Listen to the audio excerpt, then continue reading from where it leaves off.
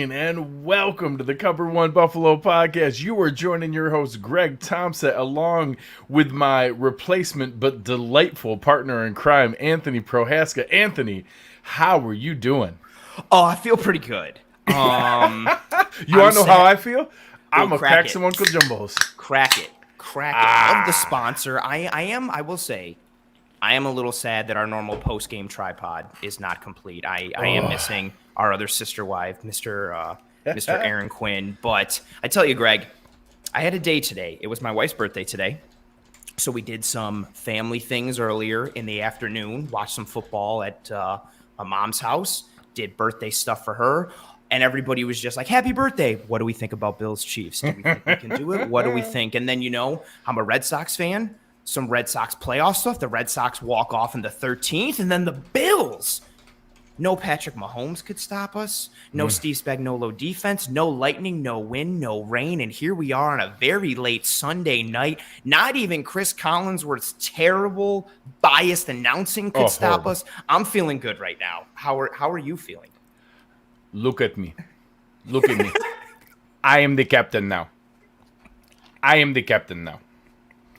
We went into their house and snatched their souls out of their body in front of their wife and kids. That's brutal. And while their grandmother sat in the reclining chair. Yes, the grandma was there too. The Buffalo Bills have gone into Kansas City and beaten the Chiefs 38-20. I'm sorry, one more time. What score? 38-20 in Kansas City. It was a dominant victory. The Buffalo Bills were leading this game from the very moment of the game kicking off. It was unbelievable. We got to shout out some of our friends here.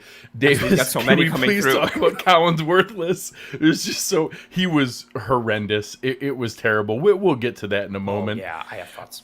Richard, controversial opinion. I enjoy when the Buffalo Bills score more points than their opponent. Confirmed. Big 1,000%. Fan of that. I also tweeted out some things the last couple of weeks. The Bills are undefeated all time when they score more points than their opponents. I don't know if anyone's picked up on that. So, absolutely, Kel. It was a beautiful night for Uncle Jumbos. I'm going to enjoy this live on camera. Oh, and I got a nice two at the end. Appreciate you. Appreciate you. Thank you very much. But the shout, you and the Jumbos. That's Eugene checking in for 5:45 a.m. overseas. Love it. Love to hear it. Love to see it. Oh my goodness, there's too many super chats coming through. It's unbelievable. Goodness gracious. Oh. Well said, my friend. Well said. So tonight we will go into the details and we will do our normal breakdown, but this deserves this feeling, this aura, this energy of the game tonight deserves to let it breathe just a little bit. The Kansas City Chiefs scored the fewest points they have in a long, long time. We saw Patrick Mahomes impacted by the pressure of this defense and the coverage on the back end more than we have in a long, long time. 2 picks, a couple of them on tip balls, but constantly getting there. The rotation of the defensive line looking fantastic. Can't wait to talk about that. And although obviously not a perfect offensive performance, making the plays count when it mattered, being able to take the chunk plays, being able to take advantage of the moments when you needed to. Just so many boxes checked of what we needed. And I know I've seen a lot of people online with the sentiment of, I kind of feel like it, and I kind of know that it's possible, but I'll believe the Bills can beat the Chiefs when I see the Bills beat the Chiefs. And that although I tried to preach kind of the process over results and that, hey, the last year's games, they weren't as big of a, blowout as what people thought. Like there was a lot of really close moments. Tonight was it. Tonight was that moment, and it was, again, Eger, if they're forcing us to pause for the moment with the gratuitous super chat. Dawson Knox. That's a good one. Dawson Knox. That's gorgeous. So just from a feeling standpoint and knowing the anxiety that was there just because we hadn't done it. So for Kyle Pup, Nick Wright sends his regards. Well done. Yeah, he does. How do you feel after seeing this? Is it more excitement? Is it more relief? Is it a combination? How do you feel? I tell you what, I'm I'm sorry. That's what I was trying to retweet. That's what Anthony it is. had an awesome quote tweet, queued up and ready to go. Yes. And we figured That out, is so... they must have deleted the tweet. It's crazy. I'm going to answer your question, but that is so weak for the Chiefs account to team account. That. Correct. The official verified team account, for them to come out swinging like that, cocky and running their mouth, and then backtrack after the loss. That is some yellow belly, tail between your legs, coward weakness right there. And yes, I was talking with Greg offline. I was like, I can't get this tweet to send. I had the tweet there with a Waka Flocka okay gif. It was perfect. I was waiting. Thank you, I'm glad somebody did that because I was very upset. But I feel great. And and here, to bring it in not just from like a reactionary standpoint, what I liked about this win, Greg, is that the things that the Bills did in this game were sustainable. And oh, look at that. Hey, Mr. Tompsett. The things the Bills did offensively and defensively are sustainable going forward. There are things that we've seen from this team over the last several weeks. Also, the Bills didn't, maybe defensively they played their best game. Offensively, they didn't. They were kind of inefficient at times. We played in bad weather, and I understand. Oh, appreciate you, Cliff. Chip's the man. Anybody who doesn't follow Chip on Twitter is fantastic. Chip is fantastic. Good, huge supporter of myself and Cover One as a whole. You know that. But just the sustainability of what the Bills did. And I recognize Chris Jones wasn't there and Charvarius Ward wasn't there, but we did not have Matt Milano. We were in Kansas City. We made their offense inefficient. I know Mahomes wasn't on point like he normally is, but the things that the Bills did tonight in this game are sustainable things going forward. We didn't win because of fluky bounces and a bunch of ridiculous things that happened in the game that allowed us to take over. We won because we were the better team. We won because we played football the way we've played over the last several weeks. We played one of the best teams in the NFL and the throne holders in the AFC. And to your point, Greg, we took their soul from them in their house in front of their family. And I'm riding high right now. I'm super pumped. I know I'm getting no sleep going into work tomorrow, but I don't care. Very happy. Oh, goodness gracious. Let's go ahead and jump in here real quick. Kel with a great question for the quarterback, and we'll start with the man with the plan. Josh Allen tonight. I had to do some math real quick because that can't be right. 21 yards per completion is crazy. Josh Allen, 15 of 26 for 315 yards. Is somehow 21 yards per completion. That is a ridiculous rate. He had 12.1 yards per attempt, which is an insane number. But yeah, that's an incredible one there.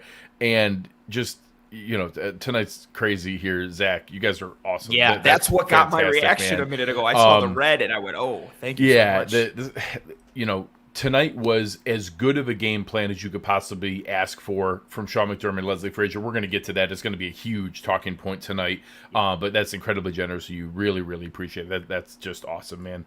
Our man GC sat with us here at the practices. We love to see that. Matt, I already said in the chat, the Bills gave me the best birthday gift possible. Awesome. Happy 34th birthday, brother. Happy birthday. My wife's birthday was today too. Look at that. Look at that. Just good people sharing a good birthday. Fantastic stuff. Dawson get Moss Knox. Also, Rousseau, fantastic. Look at that. We have a special guest as we get ready to jump in here. Could it be? Yeah, it's just crazy the way the show is flowing tonight. Josh Allen outplayed Patrick Mahomes straight up. He was better than Patrick Mahomes tonight. But we are excited. Tonight was just too good of a show to ride solo here. So along for the ride, our man, the OG of Cover One, Erik Turner. Erik, how we doing, brother? You guys, I wanted to sit in bed and listen to the show, watch the show, but I mean, I'm standing up at my desk. I knew you were standing. I didn't know what to do with my hands. I couldn't sleep. I don't have work tomorrow. I said, you know what? Let's get in on this show. Let's talk about it. There's a lot of people tuning in. Why not jump in and talk some Bills after the game? That's right. We're just getting ready to dive into the quarterback play tonight. Talked about it. One of the guys in the chat asked, did Josh Allen really have 21 yards per completion? I had to go do some quick math. Josh Allen had 21 yards per completion tonight. That's absolutely insane.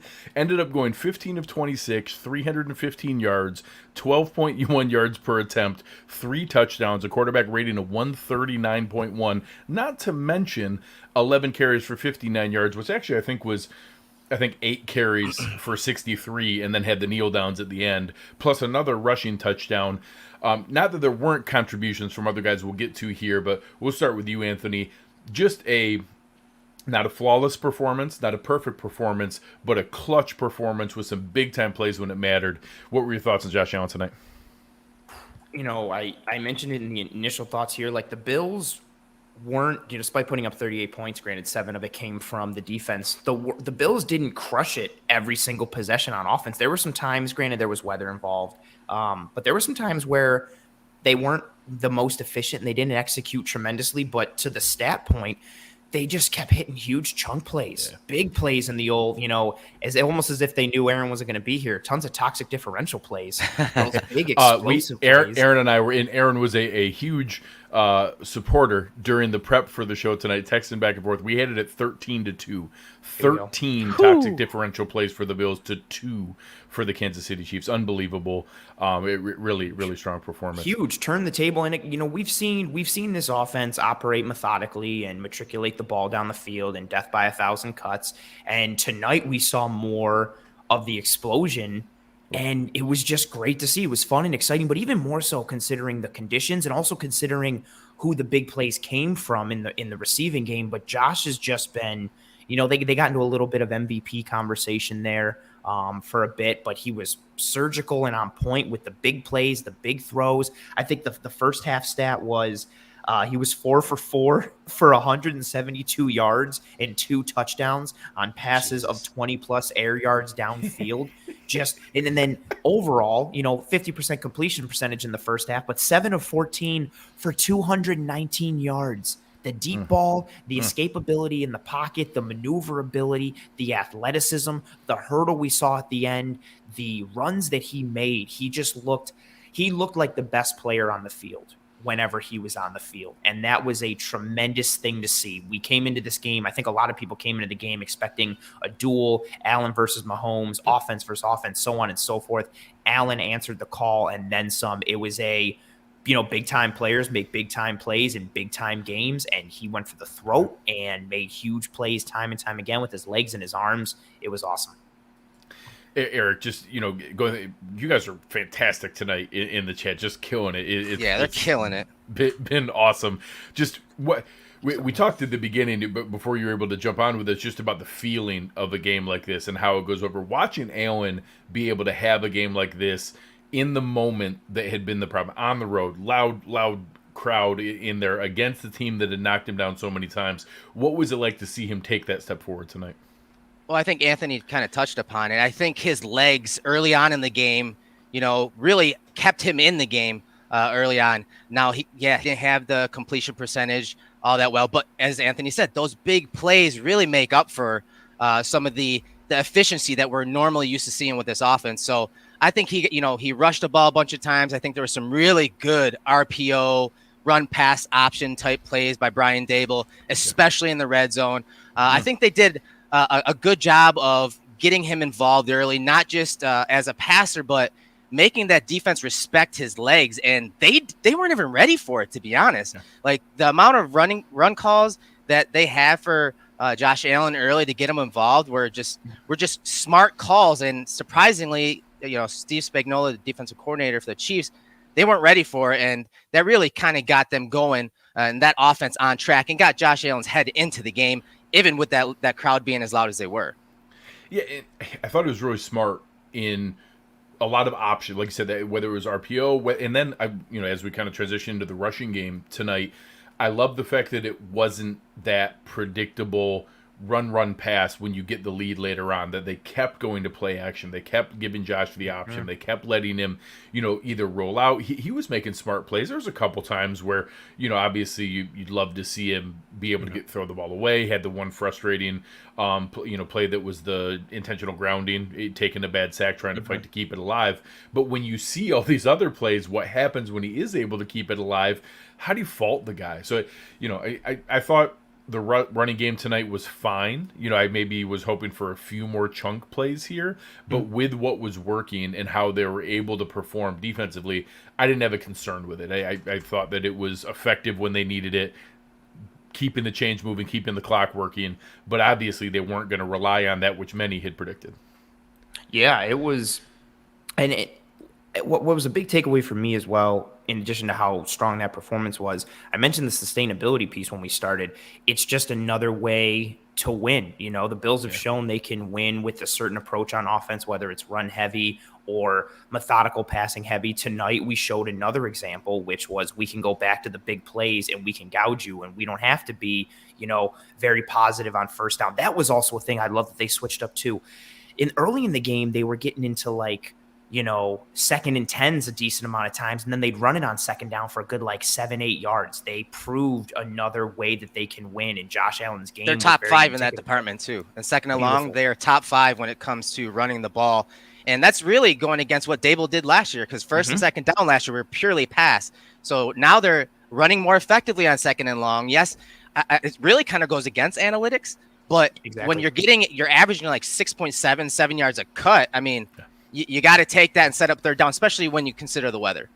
1,000%. And it's nice to know that we have, Greg, we talked in the offseason, you and I, in several episodes we did together about the addition of Zach Ertz, not because we thought the Bills needed it, but the idea of, well, if we want to go more 12, we could, just to have another, weapon in the bag. It was nice to see another way of winning from the Bills offense tonight. High octane, big plays, dagger plays. Just, not by 1,000 cuts, but just blades to the throat type stuff. And it was beautiful. And because sometimes you got to win like that. You're not always going to be on point and efficient. Sometimes you got to make big plays, and they did that, and it was successful. Really appreciate you, Michael. That's fantastic. Oh, and wow, that you have no idea how Wow. much that compliment means to us. That's exactly what our goal is at Cover One. Is we want to take the complex parts of football and make them digestible and entertaining for all the fans that are out there. So that means a lot, man. We really appreciate it. Thank you so much. And that's awesome. I thought the receiving tonight was interesting because we actually had a couple frustrating drops. There were a couple moments where there was some disconnects. It wasn't the most efficient game. It wasn't, like you said, the death by 1,000 paper cuts. I thought we were going to need that disciplined, move it down the field bit by bit. But when those chunk plays are hitting, it's really hard to find fault there. So, everybody was those big time plays. Dawson Knox, obviously 3 for 117 with the touchdown, 2 of the big plays. Stephon Diggs, 2 for 69 with the big 61 yarder. Zach Moss took his for some chunk plays for 55. Emmanuel Sanders, 3 for 54 and 2 touchdowns. So it wasn't, the leading receiver, three catches, the leading receiver, 5 targets. It's just not the kind of game we're used to. But when you're pulling off those big ones, it really shows you how often it's misleading. So, Erik, in a game like this, when Dable's seen what's working, how do you think that impacts them, either play calling wise or Josh's mentality, to stay, okay, you don't look for the deep ball every play, then all of a sudden it's there again. It's interesting to see how he works in that space. Yeah, I think tonight, when you look back at the film, I think it's going to come down to the offensive line. Yes, Chris Jones was out of this game, but as Anthony talked about, the personnel groupings that Dable used. Guys, I don't know the conversion rate, but there's a chance we're rich in Manila. This is awesome. J-Rob, appreciate you, dog. My Filipino brother tuning in again. We love it. No, I think it comes down to the offensive line, you guys, and the the personnel groupings. As I said, you saw Gilliam out there, you saw Sweeney out there, so you saw some 21, you saw some 12, but I thought the offensive line did a great job. I mean, I'm looking at next gen stats right now, and Josh Allen held the ball from time to throw at 3.21 seconds. And all of those big plays. The cheesy box score stats, I show 1 quarterback hit and 0 sacks. Yeah. So, and think about that. So there was a heavy dose of play action, especially when he went under center, and you saw Dable kind of move the pocket and move his platform a little bit, but in the end, Josh stood in there, and he didn't get those happy feet. He stood in there. He even reset a couple times, backed up a couple times on that big pass to Knox. That was really cool. I think the offensive line deserves some credit because early on this season they've taken their lumps, but I think they've done a great job. And I think when we look back in this game, we're going to give a lot of credit to that offensive line. And again, Dable did call a really damn good game too, so he did help them out. Anthony, what were your thoughts? I got a lot of questions during the game about, hey, what are you seeing? Is Spencer Brown working? And I kept, leaning back on, hey, I never do any offensive line stuff until the rewatch, but obviously they're not touching Josh, so it can't be too bad. I just kept going back to that, I'm like, well, they're not getting to him, so it can't be too bad. You saw some of the flashy finishes. I love seeing the hard, diving at the pile, pushing guys like that, being able to peel back and get, some protection when Josh was rolling out. It's hard during the game. Any other takeaways you saw from the offensive line during the broadcast? I tried not to get too far down the rabbit hole, but I kept rewinding a whole bunch of stuff, and there was just impressive line play. Erik and I, not even just to plug it, but Erik and I in the film room last week, we talked about Mitch Morse, and we showed several specific fold blocks between he and Darrell Williams, and there were several going both directions this game where Morse, there was one early on the first touchdown drive when we went up 7-3, Feliciano with the down block, Morse with the fold and the kick out. Morse looked good in this game. I thought Darrell Williams looked better in this game. Spencer Brown looked more comfortable. They maintain a clean pocket for the most part. The run blocking seemed sound. Again, got to hit the all-22 and go through with it. But I think at this point, when you're going through your first watch, my biggest thing is whether or not, if someone flashes in the offensive line, it's either because they did something amazing or it's because they did something terrible and they just stood out. If you're not noticing anyone on the offensive line, usually that means they're doing a pretty good job. And there was a lot of that in this game, and which is really cool to see because we talked about it in the post game last week. What would this offensive line look like going into this game? Is this what we're going to see going forward? What happens with Feliciano, Ford, Darrell Williams, Spencer Brown?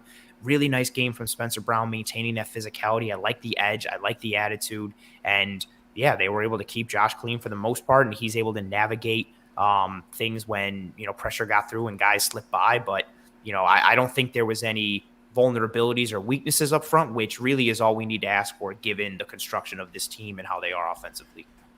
So as we switch over here and go to it, I don't think we have any right to choose anything differently than what was nominated to us via Twitter from Aaron Quinn going aboard. And you look late in this game, there's a moment where, we're not sure, hey, some things were going our way. Everything's bouncing the right way. We get the interception return from Micah Hyde. You get the tip ball interception from Gregory Rousseau. But then the Bills go 3 and out, and there's nothing there. And the Chiefs drive down and score. And in reality, it's 31-20. And that with an explosive offense like the Chiefs, sitting there at 31-20, right at the end of the third quarter and getting the ball back, we're like, all right, don't give them any momentum. Don't give them any opportunity. And for the Bills to come out in a loud stadium with the crowd going crazy, with the rain, with everything and all the pressure that's there and all the potential anxiety of, can Josh step up in this moment? The Buffalo Bills come out with a 12-play, 85-yard touchdown drive straight down the field. And the first play I thought of, Erik, when you mentioned what Daboll was drawing up and giving him the RPO with the options, the needle he thread to Emmanuel Sanders for that touchdown. I can't wait to see that play. I can't wait to break it down. Yeah. I just, there are plenty of other exciting drives. The Bills scored a lot tonight, 6 different scoring drives, but that one was a signature drive, maybe in Josh Allen's career. Yeah, I like it from a play standpoint, play design especially, because it's something we've seen from Josh Allen. Like, that arm strength matters in the red zone, in the low red zone, inside the 10, inside the 5. And you saw how he put that corner in a bind. He immediately looked out wide after the little play fake. He looked out wide, held the corner. I think it was McKenzie going into the flats. He's got a high-low call on that corner. That corner is stumbling. He doesn't know what to do. And, he totally sold it and then threw the ball. And I love the placement. He didn't place it outside shoulder. He placed it inside where that corner that was near couldn't come across the middle. And there's no way that Matthew was going to get it from center field. So love the play design. Love giving him options to the short side of the field. And this is when arm strength matters in the red zone. And it was just money in the bank. Anthony, not that I'm sure you agree on that one. Any other ones you want to give attention to that you think also deserve some attention? No, that was it for me. I literally starred it multiple times for this segment of the show. Also just wanted to add with it, 7 minutes, 51 seconds.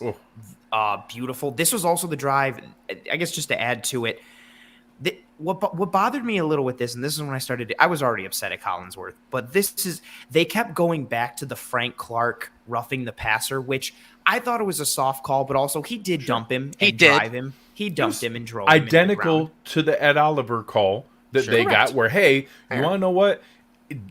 What is there something different I think the defensive lineman could have done? Probably not.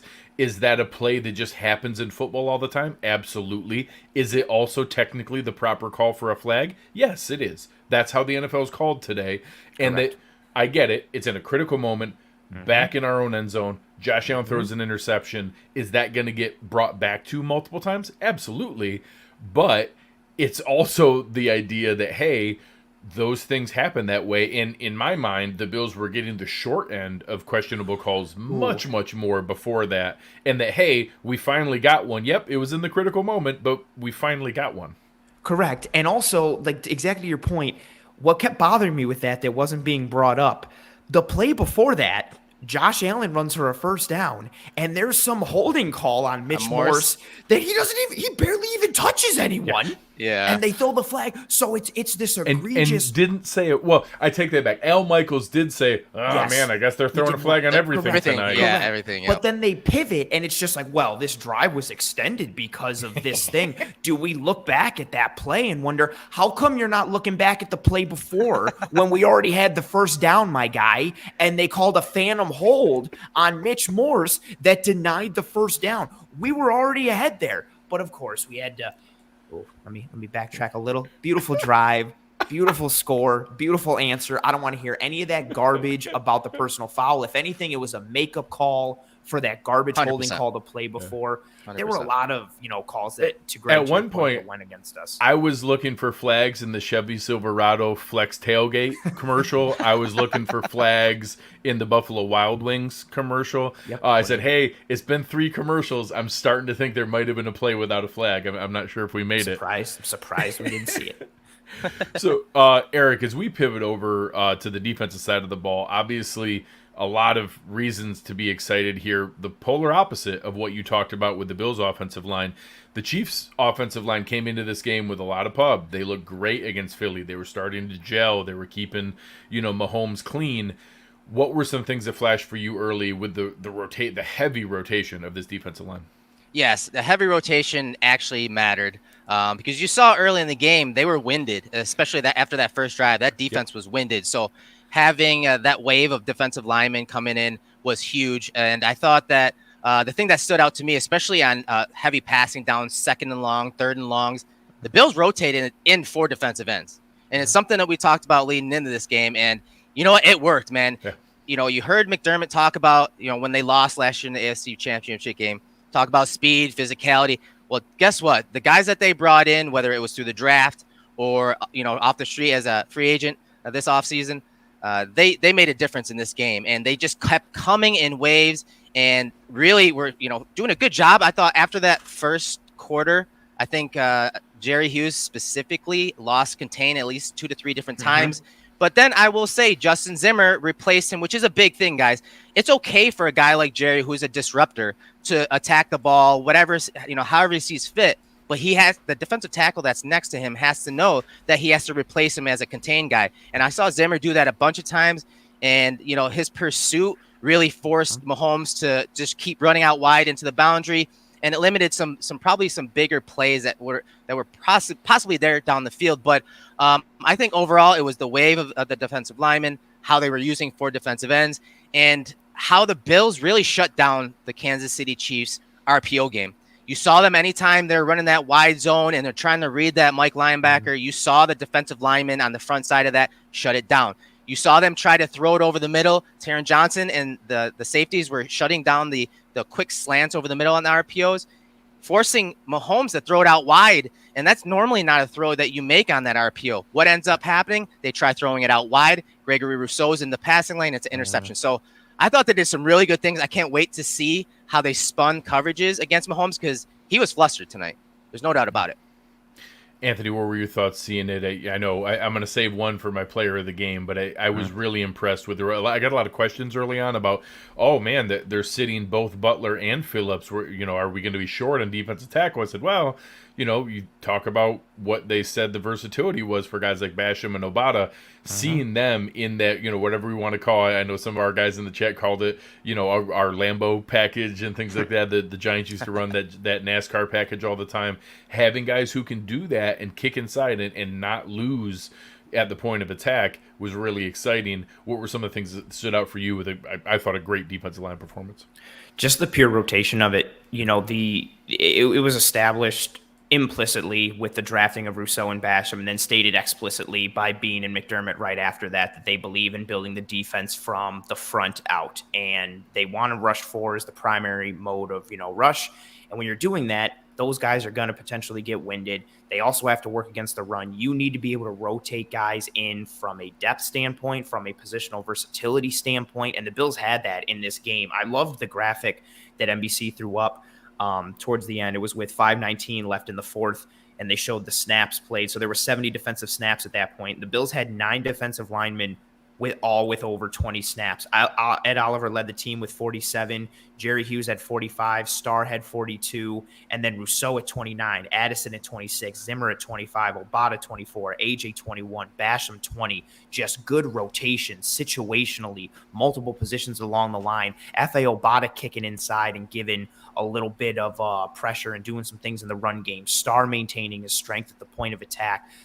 And what I also liked, Erik mentioned it as well, I thought in that first quarter, especially on that first drive, we saw rush lanes not being maintained. And we saw some of the things that we saw last year with guys getting too far upfield and Mahomes just being able to escape and the defensive line losing contain.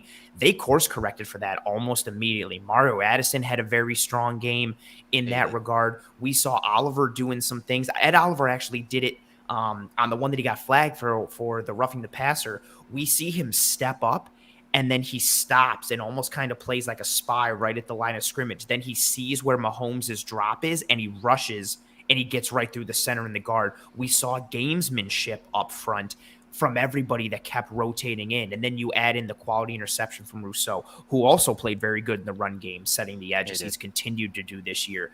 We just saw quality snaps and quality rotation. Somebody mentioned it in the chat. I loved the stop on third down that led to the Chiefs going for it on fourth.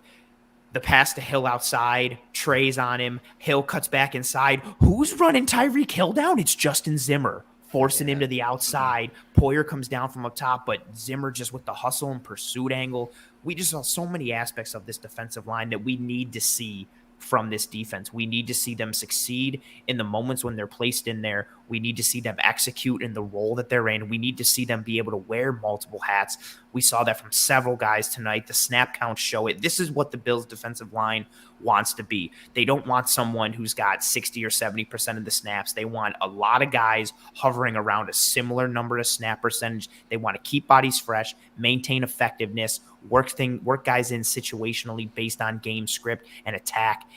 And they executed tonight. The game plan was good. They didn't lose contain. They compressed the pocket. They were physical up front in the run and in the pass. Just I don't know if any one position grouping did the best, especially defensively, considering we had a lot of success there. But the defensive line holistically had a tremendous game up front.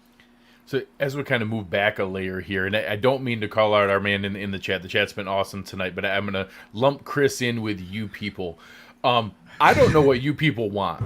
Like, I just don't understand. Yeah, I just don't understand. Like, I don't know what people think. Tremaine Edmonds is not Ray Lewis. He is not Luke Kuechly. He is not that. I don't know what you guys think those people did game to game in their prime. They didn't have a sack and a fumble and an interception every single game. Like, Ray Lewis's best seasons are 3 interceptions and 3 sacks and a ton of tackles. Well, guess what Tremaine Edmonds is going to do this year? Like, that's how this works. I just don't understand what bar Tremaine Edmonds. They showed when you see all those plays where Patrick Mahomes can't find anybody in the middle of the field, and you hear Al Michaels and Chris Collins was talking about, man, the Chiefs never attacked the middle of the field the entire game. I don't understand that they never took advantage of it. Well, yeah, because we have a pterodactyl in the middle of the field with an 8-foot wingspan that you can't get. Like, all those little green dots are like, hey, dumping it off right in front of him to go make the tackle. Then that big wide open space where they never throw the ball, that's because that's where Tremaine Edmonds is. And his wingspan. Yes, that's exactly it. like a just- pterodactyl. I just can't don't wait. understand. I can't wait till the film comes out because they mentioned it. If they're seeing it live in a broadcast, it's that much more noticeable. So when you go back and watch the L22 this week, you're going to see Taryn Johnson, who I know we're not going to get to the player of the game yet, but he had a hell of a game in run and pass defense. But when those guys are flying around in the middle of the field, and you think about how often they were in 2 high sets and you only have 3 guys underneath, that's because of Tremaine Edmonds. That's because of Taryn Johnson and others. So, and AJ Klein too. Can we talk about him? Like, he played really nice admirable. game today. Really nice game. Really solid. That's what you want from a backup. Yeah. Yeah, right? really solid game from him. Also, to not to take away from Klein, Edmonds had a really good game tonight, and there was no Matt Milano. Yeah. Which also, And that's when he was pressing last year. That's when he was trying to Correct. do too much, trying to play both spots at the same time. And Leslie Frazier reassuring him, just do your job, just play your role. And of course, they showed the 1 or 2 plays where Klein got isolated in coverage tonight. Yeah. And anytime they get him one-on-one, of course, that's a win for them. They really limited that. They were smart about it. They didn't put him out there on an island that often. But I thought, you look at what he did contribute. The way I explained it for people who asked was, all you're asking out of AJ Klein is don't give up the big play, and in the run game and when you rally and tackle, don't miss tackles. Like, if he's going to come up and he's going to make tackles in the run game and he's going to rally and tackle when he can get to the ball moving, coming forward, coming downhill, and then you just don't get blown up in coverage. I'm not expecting any plus plays in coverage. Just do your job everywhere else, and then don't be the weak link on defense, and he did exactly that tonight. He did a good job coming up to rally and tackle. He did a good job being able to stuff in the run game, and then he wasn't the weak link that got picked on in coverage, which good on, wherever that comes from in McDermott or Frazier, or just him playing smart with the guys behind him. Don't put yourself in a spot to get picked on. That's about all you can ask for. Yeah, 1,000%. I thought I don't get how tonight's performance from Tremaine Edmonds is like a negative, or like he didn't play great. He didn't have any errors. He was sound. He had a couple really good physical sticks coming forward. That was also a thing with the defensive grouping as a whole, the entire defense. There was bite and tenacity and physicality all night from this entire defense. 1,000%. I felt bad for the hit on Kelsey at the end. It got him in the head a little bit. Not dirty, but was a penalty. Like, that was 1,000% absolutely a penalty. You saw Poe pull his helmet away, tried to lead with the shoulder, but the shoulder crushed Kelsey right in the helmet. Yeah. And that is absolutely a penalty in today's NFL, but that was not a dirty play. But it was pretty indicative of the tenacity and the aggression that they were playing with tonight. And I'm glad. I would rather see him play on that edge than to pull back and to let him catch that ball. So, obviously hoping that Travis Kelce's fine. I don't ever root for injury for opposing 1,000%. players. But, let's, Eric, go ahead and lead off with the secondary here.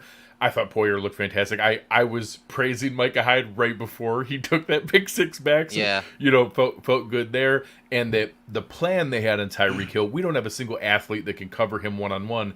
The plan was exceptional.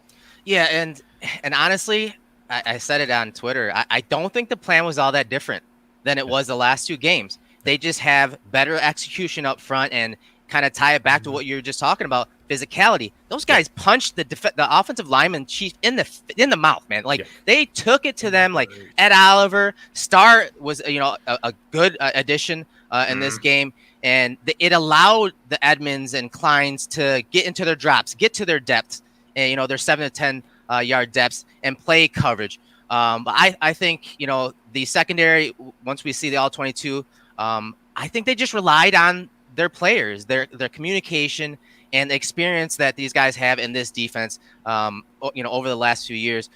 You saw them run that shallow crossing route with Hill. They try to stack him behind Kelsey, get him in off coverage so that Trey White can't get his hands on him, and run that shallow cross. They ran it 4 times.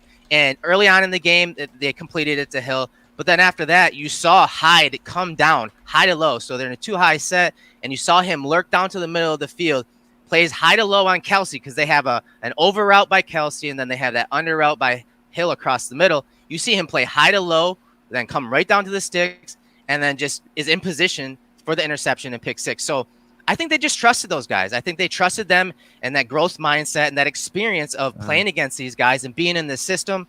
And eventually it just paid off. They were in the right spots. They were making the right plays. And again, they just took it to the Chiefs in their own stadium.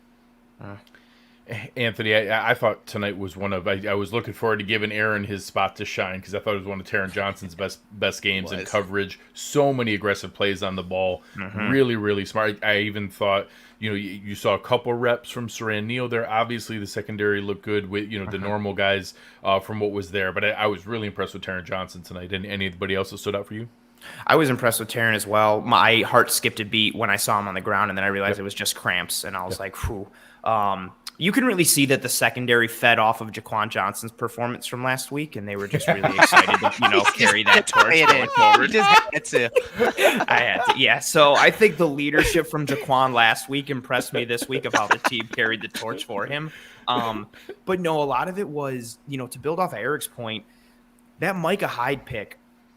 There's 900 people in the chat tonight at 1:25 in the morning. It's ridiculous. I love it. Nobody's going to work tomorrow. You get a free pass tomorrow. You don't have to go to work. Really low productivity day tomorrow. Oh, 1,000%. Yeah. Just the Bills' ability in the secondary from a safety perspective. Just to, Greg, you mentioned it on Twitter when I was radio silent. I wanted to comment on it. The ability of them to disguise coverage, no pun intended, was really strong. We've seen, you get it. You type that in too? Yep, you got to work it. I got a whole bunch of little bingos that I have to hit. I got them all up on the board. I love it. Just check them off. They went man coverage at certain times, things that we have not seen them do a lot. And that interception, the Hyde pick, was something we saw earlier when Poyer had that stop on where he got the deflection on 4th down against Mahomes. The Bills looked like they were in too high, and then they switch, and it's a man coverage, cover one, and they drop the safety down as the robber to come play, like Erik said, and come lurking forward.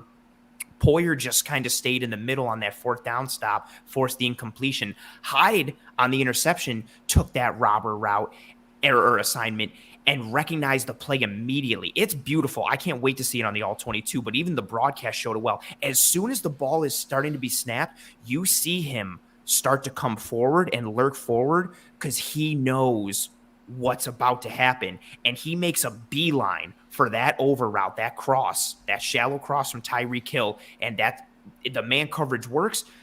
White gets beat inside because of that pick. Hyde is right there where even if Hill makes that catch, Micah Hyde is making that tackle and the play is done right there and Tyreek Hill is in the dirt. It was nice to see them vary their coverages up in the back end and not just be like, well, we're sticking to quarters in cover 3 and whatever happens. They went man coverage. They went man with 2 high. They went man with single high and a robber in the middle. They varied looks from the secondary perspective.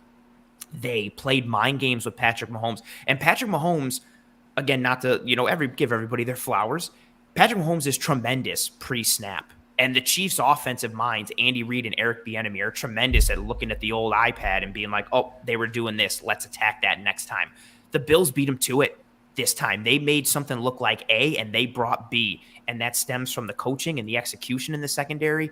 And I love the physicality. I know it led to a lot of penalties, but I love seeing Tre'Davious White matched up on Travis Kelce getting physical. I love seeing the rally and tackle from the secondary. Taryn Johnson was nasty and physical again, like you mentioned. For me, it's hard to single anyone out. There was just a collective effort from everyone in the secondary. I was genuinely impressed, again, especially because the secondary isn't built for man. They don't play it a ton. We don't see it a lot. And when they've run it, they ran it last year a bit in the AFC Championship and got victimized. We saw it in key situations in this game, and we saw them execute it. And it was just beautiful game plan, beautiful calls from the coaching staff, but the execution from literally the entire secondary was tremendous. I was impressed with all of them. So as we pivot over here, our friends at Uncle Jumbo's, I'm really excited for a lot of the stuff they have coming up here. And, I'm certainly enjoying it myself tonight. So looking forward to being able to do that. I think tonight's a fun example where there's a lot of different directions we can go for player of the game. So I'm going to, obviously Josh Young deserves shout outs there, but I'm going to go a little bit different path. I loved the kind of national stage announcement that Gregory Rousseau had tonight. I think Bills fans have been excited about it. You've seen a little bit of attention there. This is the kind of game that can get defensive rookie of the year momentum rolling. So he already had some flashes. He already had some things there. Then you show up on Sunday Night Football with a sack, with a tackle for a loss, and being able to then bounce into that, tip to yourself interception that realistically sealed the game at that point. So obviously lots of people that deserve attention, but I love the fact that he stepped out in a game like that. Anthony, who's your choice for the Uncle Jumbo's player spotlight of the game? Everyone. There was a lot to choose from, honestly, but I'm going to go with Ed Oliver. I thought he was stout in the run game again. Star Lotulelei would also be up there. How about this? If we ever preach the don't let the box score mislead you, Star Lotulelei and Ed Oliver combined for 2 tackles in the box score. That's all they showed. Star Lotulelei is literally not in the box score, and Ed Oliver has 2 tackles, and that's it. Yep, there you go. Like, box scores can be misleading. Raw stats can be misleading. I thought Ed was a terror. I'm excited to see the pressure stats.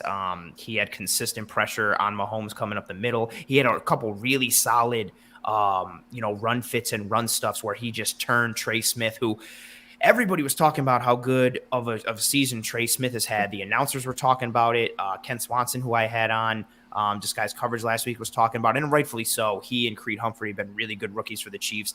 Oliver got really quality reps against him time and time again. He owned Tooney. He owned Tooney as well on that 32 that Rousseau down the line of scrimmage. He blew Tooney up 2-3 yards into the backfield and really forced that running back the cut back inside for Rousseau. So yeah, Oliver was disruptive, man. He had a Star used Tooney to tackle a player at one point for a tackle. Like, he literally threw Tooney into the running back for a tackle for loss at one point. And I think that was part of Edmonds in coverage was part of the reason I think why there wasn't a lot of attempts in the middle of the field, like Greg, like you mentioned, and like Erik showed the graphic with, and like the broadcast talked about. But also I think it started from up front in the center with the solid play of Star and Ed, and then even Zimmer when he rotated in Obata. We were very strong and sound in the center of that defense. And when we rotated players in, we didn't miss a beat. But it started with, seeing Ed and Star. Again, Ed Oliver led at that point with 5:19 left in the game before garbage time, really. He led the defensive line with 47 snaps. Star was third with 42. Fourth was Rousseau, and he had 13 less snaps than Star. Ed and Star worked a lot of this game in that interior, eating double teams, taking on blockers, focusing on the run and in pass. They affected Mahomes. They affected the run. They got physical and beat up the interior O-line. I thought they set the tone and tempo and were responsible for why, Kansas City didn't have a lot of success in the middle because of the pressure they were generating and the penetration they had consistently throughout the game. So, Erik, a lot of tough choices here. Did you go with player of the game as the refs or Chris Collinsworth? No, I'm actually on board with you. I think Groot, as far as players go, I think he stood out. He had 2 or 3 really nice run stops that if he didn't make or trip up that running back, that guy's out the front door. I thought his length was important on a couple of like the screens that they normally throw out wide. They eventually just kind of stopped doing it because his long arms were just getting in the passing lanes. I think his ability to contain was something I saw early in the game after Jerry Hughes was, continuously losing that contain. I wanted him in there. I just wanted to keep Rousseau on the field as much as they could because he does such a good job of that naturally. He rarely loses contain in the passing game, and he did a good job of that, I think, versus Mahomes. But I'll throw a little wild card in here since it's my first appearance this year. I got to give it to the coaches. They had this team prepared, brought them into Arrowhead. They faced a ton of obstacles in this game, whether it's the weather, the delay, and you just saw them take the punches that were there from the Chiefs, but they kept them on track. They were well prepared. And again, they just trusted their system. They trusted that growth mindset, as I said earlier. And I got to give it to them because this was a tough game. It was a tough travel game for the Bills, and the staff held them together. And I bet you that plane ride home is awfully nice right now. Big shout out here, our man Black Dragonfly. Oh, what an awesome really generous to you. Wow. Hell of a win. Absolutely love what you guys do. Hands down best analysis and discussion. Josh played great today. Our running game was sound. And our defense is insane. Maybe one day they'll play a good offense. All the excuse making and all the hedging that was done on the Bills defense. Honestly, part of it, rightfully so. It was worth planting a kernel of doubt or question of, hey, they did dominate. They did put up historically great defensive numbers, but it was against some pretty rough offenses. How is it going to look when you go here? Yeah. Well, now, you cause, multiple turnovers against a team like the Kansas City Chiefs, 4 total turnovers. Then you hold them to their lowest point total of the season. Hopefully that narrative can die there. This defense is for real. They obviously weren't 85 Bears kind of stuff that they were showing with what they did against the Texans, but holding the Chiefs to 20 points, holding the Chiefs to the kind of game that you did, only that kind of limitation and creating those big chunk plays for them is a huge step in that direction. And the final element we want to go through here, Erik just touched on it with the coaching. We'll do coaching and special teams.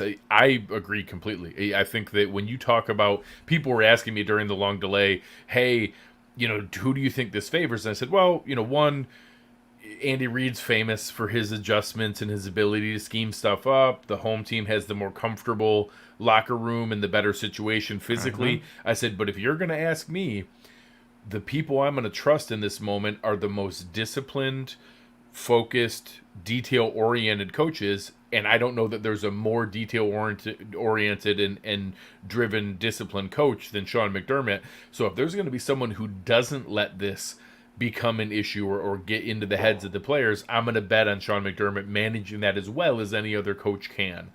So I thought, Erik, your points were exceptional. And I like that test.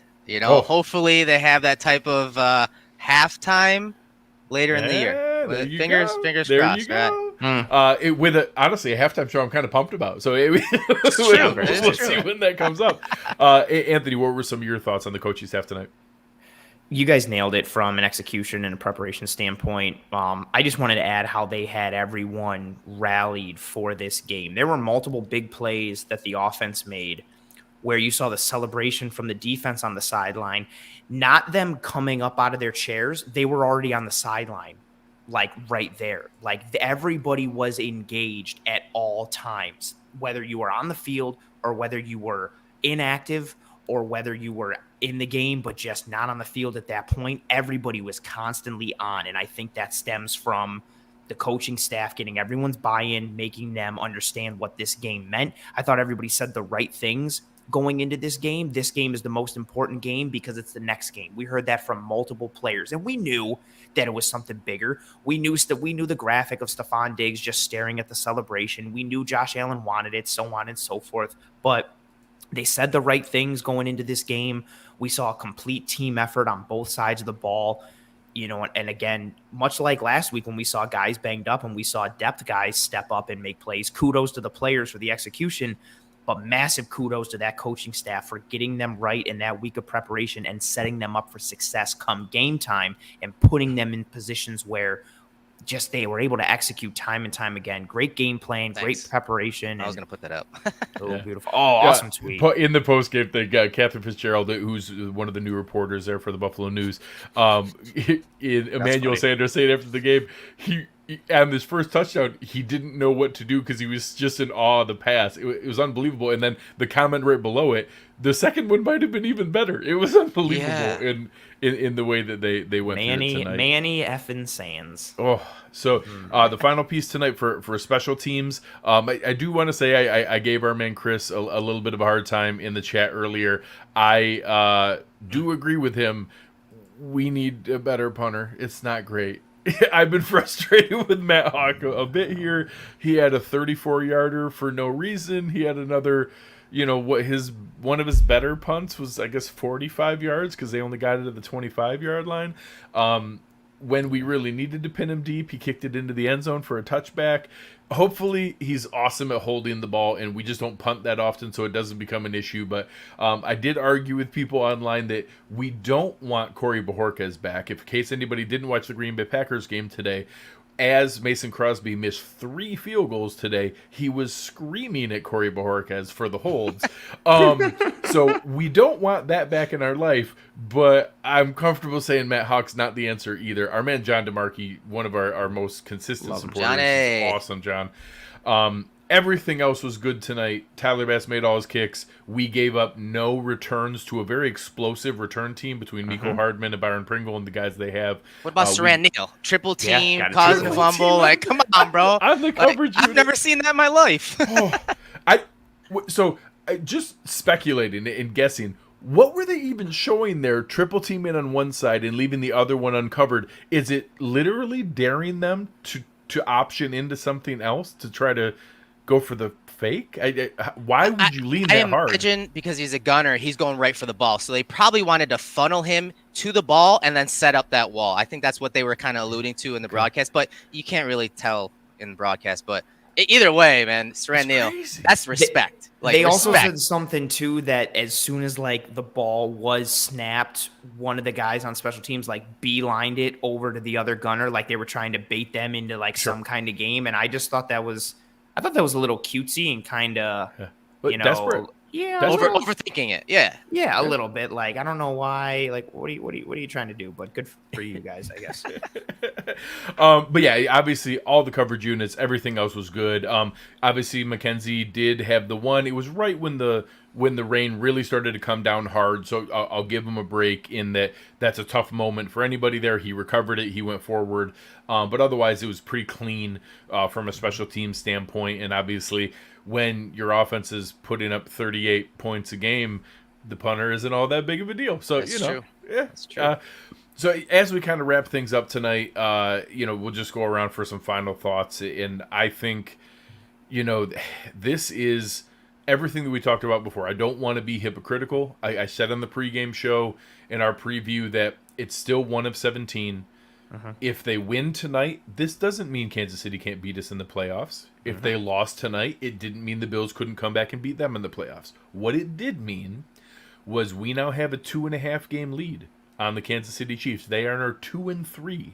The Buffalo Bills are 4-1. The Bills are now prohibitive favorites for that first shot at winning the division, getting a first round bye, getting home field advantage through the playoffs. And now when you look ahead at the schedule, it's hard to see 4 losses coming here to where Kansas City can then catch up and pass them with what they're going to have the rest of the way. So it does matter from that standpoint, and I think that's a reason that Bills fans should be excited. You should buy in fully. Throw yourself behind this team. It's going to be an awesome run. There's going to be a ton of fun games to watch, and I can't recommend highly enough to use this as a reason to fully invest and get excited about what you're watching, and that I think it's going to be an awesome season. And that this, for anybody who is there, and I think Eric, maybe right before you jumped on, there were some that had that mentality of, hey, I know it's exciting, you guys are saying all the right things, but I'll believe they can beat the Chiefs when I see them beat the Chiefs. Well, you want to know what? Tonight they went into their house, they punched them in the mouth, and they won this game outright and took control of the AFC. And that's an exciting thing for Buffalo Bills fans to hear. Anthony, what do you have for the people? The sustainability piece that I spoke about in that beginning. The Bills are varied and multiple on offense. That is sustainable. That travels. The Bills rally to the football. They all do their job on defense. They exhibit good tackling. That's all sustainable. You're not always going to get turnovers. You're not always going to get deflections and be in the right spot. You're not always going to force fumbles. Can you force some 3-and-outs? Can you maintain coverage and force throwaways? Can you generate pressure? The Bills have done that consistently. The win tonight, I'm excited because of the nuts and bolts of it. I'm excited that the Bills are 4-1, the Chiefs are 2-3. I'm excited, Greg, to your point, because of the odds now of the Bills potentially getting the number 1 seed in the AFC. I think that's a tremendous thing. I'm excited because the win in a vacuum, that we beat the Chiefs, and it feels nice to beat the team that we hate. But the bigger thing is the Bills beat a good football team, limited a high-powered, strong offense, and they did it in ways, both in terms of winning the game holistically and making the Chiefs' offense inefficient. They did all of those things in ways that are sustainable going forward and ways that they've done so far this year. This wasn't a fluky win. This wasn't just a win to feel good because we beat a team we don't like. This was a good win against a good football team, and the Bills did it in a way that is indicative of future wins coming because of how they played. That is my biggest takeaway. Solid football travels. It plays well no matter who you're playing against. The Bills are playing sustainable winning football at a high level. That's it. Like, that's a huge thing, and that cannot be understated. Beating the Kansas City Chiefs in Kansas City 38-20 when you didn't play your best game is a pretty good Even sign. that's a perfect example right there too. Like the Bills offense had a lot of decent opportunities to kind of nail in the coffin this a little bit, and they didn't, like, which is fine because the Chiefs still have playmakers. They have a good defensive coordinator. They were in Arrowhead. There was some weather issues, and the Bills still won this game by 18. And at the end of the day, again, well, not a real offense, and you guys haven't played like this and that. Lowest output for the Chiefs this year and they played big in situational football as well. Like it's just a huge win for the Bills and sustainability going forward. That's the big. Oh man, I can't even stop. I'm just so excited. I'm not going to bed. Erik, what do you have for the people? I would say, kind of piggybacking Anthony's point there about sustainability. I think it's something that we talked about in the film room last week, and we probably mentioned this word throughout the preseason as well and early in the season is complementary football. You saw the offense make plays when they had to. You saw the defense, put points on the board. You saw them make big plays in those big moments. I think the offense and defense are really, complementing each other really well. I think special teams still has a ways to go, but tonight was a night where, again, Saran Neal on that play, that was a big play. So I think complementary football is what comes to mind week in and week out with this team so far, and they did it again against a good team, obviously, and in a hostile environment, and some obstacles were thrown their way, and they were able to hold it together. So I think that was my takeaway from this game. I think everyone should enjoy this win, of course, but the biggest takeaway as well is that's a mental hurdle. It was like when the Bills beat the Pats.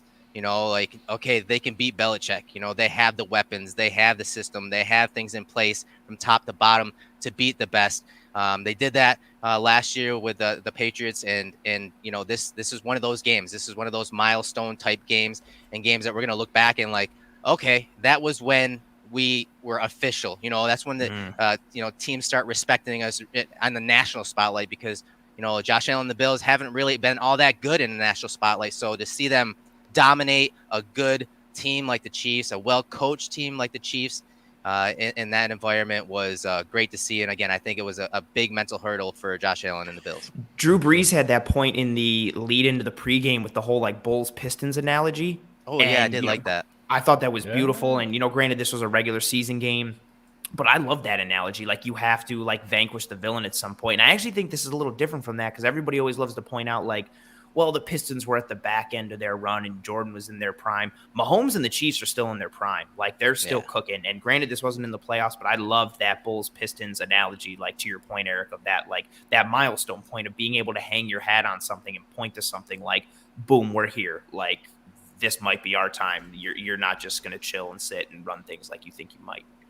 So as we talk about this exciting season here and so many guys in there watching us tonight, help us out here. We have a lot more great information coming for you this season. Hit the subscribe button, hit the little notification bell to tell you every time we're going live, every time we drop a new video. Tell a friend about what we have going on. Share the show tonight. Be able to share it with other people. We put in a ton of work, and obviously all of us have our day jobs and everything that we do, but it really means a lot to be able to share this show, wherever you're listening to it. Give us a like, give us a rating, give us a review. Those things mean so much. Our sponsors appreciate it. We love all the support we get from guys over at Underdog Fantasy. Download the app, use promo code Cover1. If you're looking for a vehicle, check out our friends at Herr. Let them know that you heard about them from Cover1. When you go to pick up some new Uncle Jumbos, make sure you let them know that this is where they heard about it, and that this is the reason that you're there.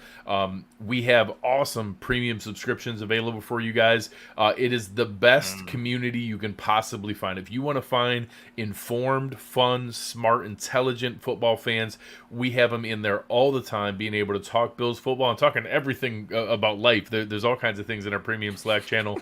Incredible detailed breakdowns from guys like Rob Quinn and Kyle Salagi and all the guys doing work on the Cover1.net site. Just, it really helps us out a lot tonight. So don't get me wrong. all the super chats tonight and the contributions are fantastic. But what really helps us is being able to sign up as a premium member, being able to get checked in and help us out with everything that we have going. It means so much. So make sure you take a moment, help us out with that. It goes a long way. And then beyond there, if you're in line with somebody at the grocery store and they're wearing Bills gear, ask them if they check out Cover One. Did you see the post game show after the game? It was awesome. Make sure you're checking them out. If you know somebody you work with that's into podcasts, tell them to download our show and to check it out and to be able to look at it. You can download. You don't have to listen. We get points for the downloads. It's fine. But as you're going through that, this really means a lot. We put in the time and effort for you guys. That's all we ask from you in return is to tell somebody else about what we have going on at Cover One, and it's a fantastic way to be able to share everything that we do. Anything else? Erik, Anthony, it was an awesome show tonight. Fantastic game to be able to watch. Anything else for the people? I got nothing. Beautiful. So on behalf of all of our sponsors, everyone else that we have going on behalf of Erik Turner and Anthony Prohaska, I am Greg Tompsett. You've been listening to Cover One Buffalo, and we are out.